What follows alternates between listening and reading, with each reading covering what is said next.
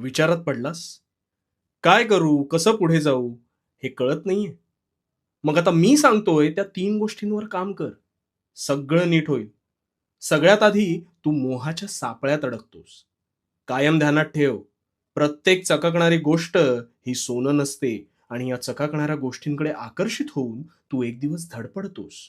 आणि म्हणूनच मोह म्हणजे निव्वळ मृगजळ आणि म्हणून मोहाची वाट ही कायम दूर ठेवायची. दुसरी गोष्ट म्हणजे मत्सर. दुसऱ्यांबद्दल बोलणं, एखाद्याचा द्वेष करणं, एखाद्याला दूषणं लावणं हे सोडून दे. फक्त स्वतः कसा दैनंदिन जीवनात प्रगती करशील यावर लक्ष केंद्रित कर. कारण मत्सर पुन्हा फिरून तुलाच भेटतो. याला माझा कर्माचा फेरा म्हणतात. आणि तिसरी गोष्ट ती म्हणजे क्रोध. अगदी क्षुल्लक कारणास्तव तुझा क्रोधाग्नी होणं बंद कर. कुठलीही परिस्थिती शांतपणे हाताळायला शिक. कारण उथळ पाण्याला खळखळाट फार असतो, पण संथ पाणी कोणत्याही परिस्थितीत न डगमगता स्वतःची वाट शोधून काढतच. म्हणून संथ पाण्यासारखं राहा, शांत आणि पारदर्शक. आता या 3 गोष्टी अंमलात आण आणि मग बघ, तुझी भरभराट नक्की होईल.